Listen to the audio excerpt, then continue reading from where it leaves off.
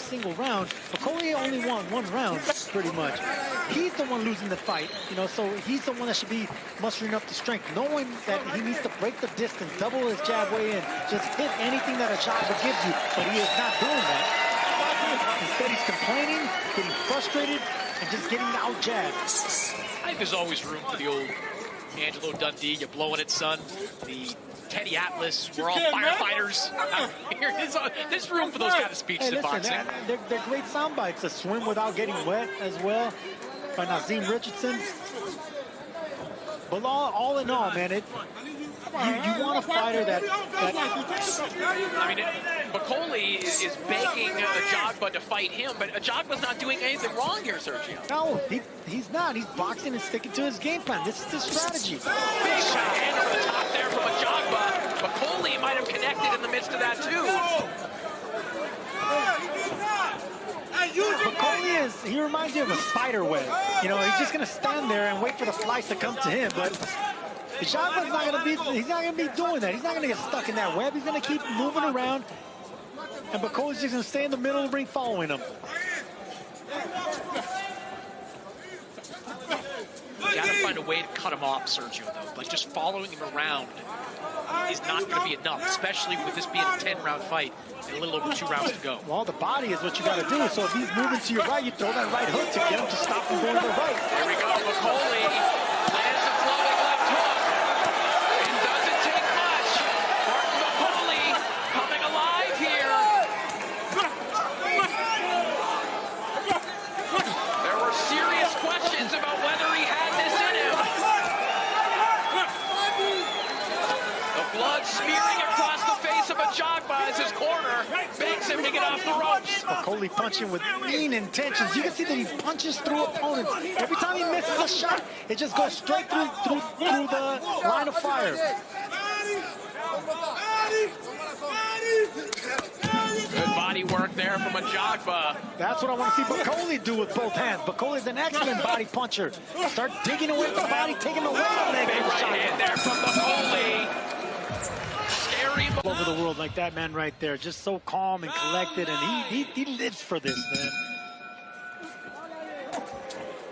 It's going to be a real test, Corey, of what F.A. Ajagba's got in him, because I think Martin Bakole is going to finish strong here. Round 9 is now underway. I think this is the last round for Martin Bakole to do something, because once that 10th round rings, adrenaline kicks in, knowing that it's just 3 more minutes for a fight to end, and Ajagba's just going to move with that adrenaline. So Bakole better do something out of desperation in this round. Yeah, I agree. The footwork is going to come back for F.A. Ajagba in that 10th round once he sees the light at the end of the tunnel. Ajagba standing and trading here with Bakole, a little less mobile. These are big opportunities for Bakole. You'd have to think, based on how this fight has gone, needs a knockout, but it's Ajagba putting them together right now. Corner of Bakole screaming at him to throw the uppercuts in those moments. That would be a good opportunity to let those go.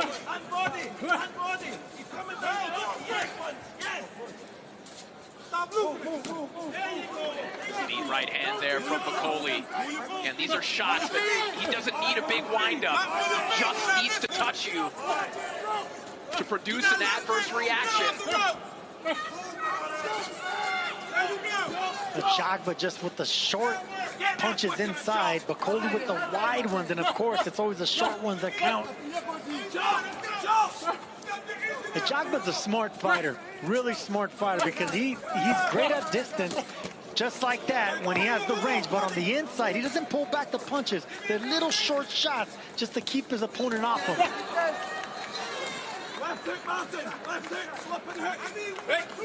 See, right here, Ajagba, the only thing I would like to do is, whenever you're in a clinch, walk the big man back. Not only do big men hate being walked backwards, but Bakole doesn't have the legs anymore. That's the only thing he needs to learn now. Back up big men like this. Ajagba grinding out the clock a little bit here, not looking quite as spry as he was earlier, and how could he? He's been doing a lot of moving, and he's been taking shots like that every once in a while from Bakole.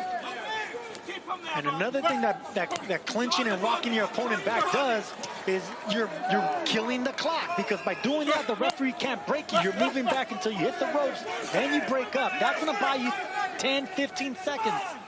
That's how you kill the clock.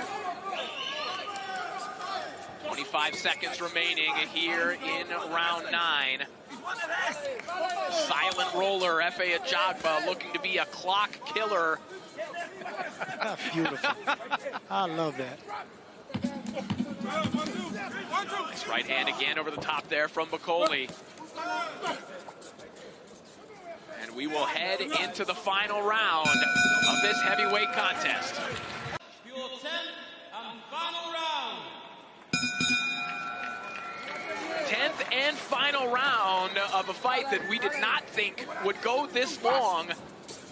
And now you would have to think that Efe Ajagba just needs to stay on his feet, but he's going to have a 300-pound monster rolling after him here for 3 minutes. Not even stay on his feet, just stay at range. You know, keep popping the jabs, stay at range, and you're fine.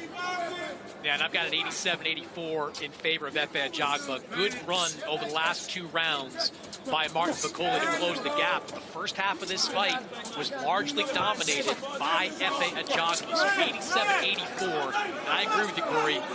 Martin Bakole needs something big to win this fight.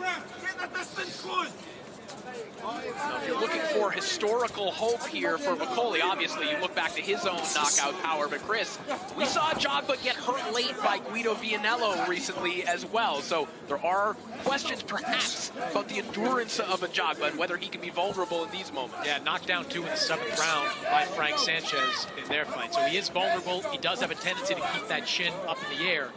So far, he's fought a very disciplined fight. I mean, Martin Bakole has been daring him to stand in the center of the ring. Why would he do that? Like, why would that make any sense? Great shot.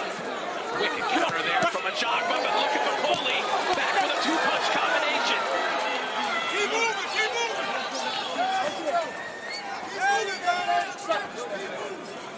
Ajagba navigating the perimeter of the ring. If Bakole would have fought like this earlier in the fight, I think Ajagba would have used a lot of nervous energy, and Bakole would have been in a better position to get the knockout that he needs in this fight. Got 70 seconds to produce it right now. And that's not going to be enough, guys, because right now Ajagba knows he's comfortably ahead and adrenaline's running through his veins. He just knows that he needs to stay in the perimeter of the ring, moving to the left, moving to the right, and this big man doesn't have the foot speed to break that distance. Give up this round if need be, but Ajagba's already at the finish line.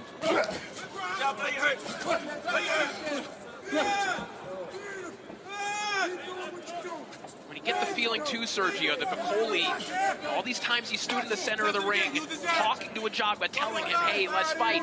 It's almost like he's telling himself this story already. Hey, this guy ran away. He didn't come to fight. That's why I lost. That's nonsense. That's fooling yourself. That's lying to yourself. You need to break that distance with jabs. You need to break it with foot speed. This is a flat-footed monster. He's only a beast if you come to him and stay in the same place. When you stick and move, then you exploit him. So Efe Ajagba is a stablemate of Jared Anderson with Top Rank. You saw what happened to Jared Anderson when he let his guard down and slipped. He has fought an excellent fight and the right fight based on his... Well, we will find out what the case is here as the scorecards are in the hands of Thomas Treiber.